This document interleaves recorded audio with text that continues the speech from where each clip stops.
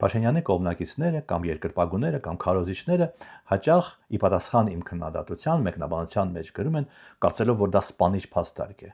Բա դու ինչու նստած չես։ Ինչու քեզ չեն ձերբակալել, չեն կալանավորել, եթե ճիշտ է, որ Հայաստանում ավտորիտար ռեժիմ է, որ Փաշինյանը բռնապետ է եւ իրականացնում է տերոր։ Ինչպես որ դու ես ասում, այսինքն ես եմ ասում, իսկապես ես դա ասում եմ։ Եվ շատ շնորհակալ եմ իհարկե, որ ինձ առայժմ չեն գնդակահարել, ամեն ինչ դեռ արժևում է։ Բայց ես ասեմ հետեւյալը, որ ավտորիտար ռեժիմը առանձնանում է, տարբերվում է տոտալիտարիզմից նրանով, որ դու կարող ես ինչ ուզում ես խոսել, ինչ ուզում ես գրել, կարող ես նույնիսկ ցույցեր անել, չգիտեմ, խորհրդարանում անդիմադիր ելույթներ ունենալ այնքան ժամանակ, որքան դու վտանգ չես ներկայացնում իշխանական աթոռների համար։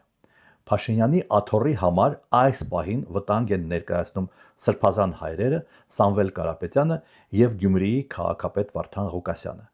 Եվ նա կփորձի այդ մարդկանց առնվազն մինչև ընտրությունները պահել բանտերում, որպիսի կարողանա հեշտ վերարտադրվել, ինչպես որ նա է կարծում։ Թե դրանից հետո ինչ կլինի, Աստված գիտի, բայց ասեմ, մինչև չլինեն համակարգային փոփոխություններ, այդ ռեժիմը կպահպանվի անկախ անձերից։